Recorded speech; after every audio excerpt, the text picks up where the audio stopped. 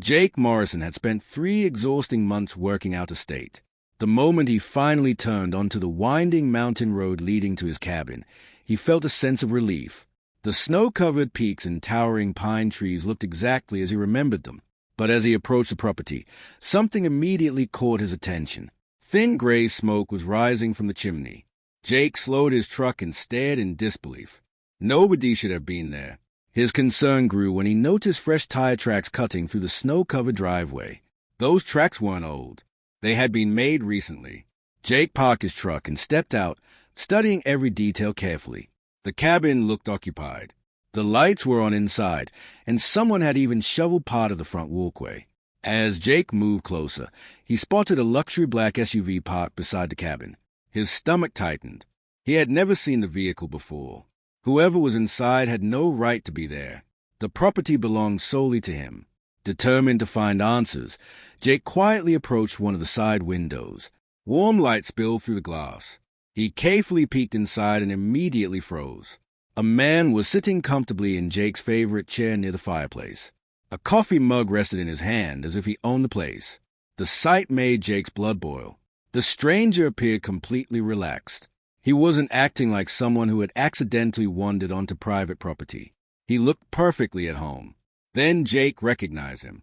It was Richard Collins. Richard was the president of the local HOA.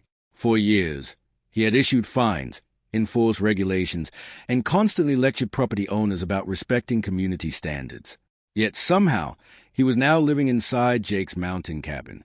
Jake stepped away from a window before Richard noticed him. Anger rushed through his mind, but he forced himself to stay calm. Confronting Richard immediately would only lead to excuses and arguments. Instead, Jake decided to think carefully.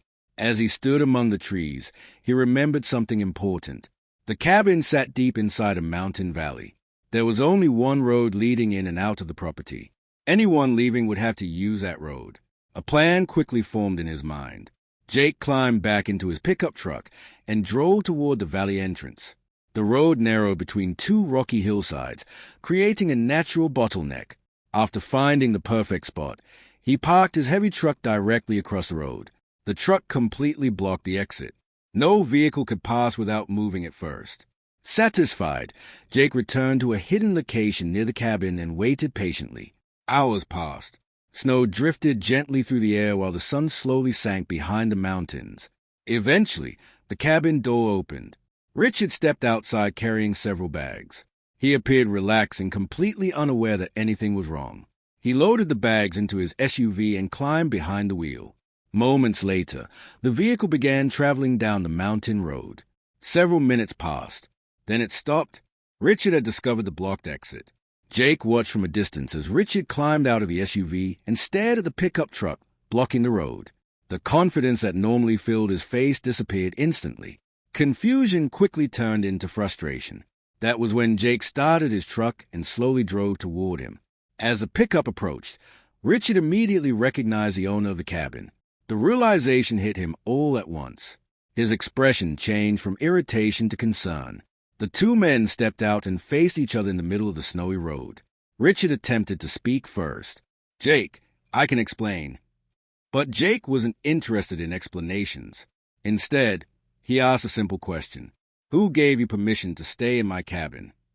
Richard opened his mouth, but no words came out. For several seconds, silence filled the mountain valley. The answer was obvious.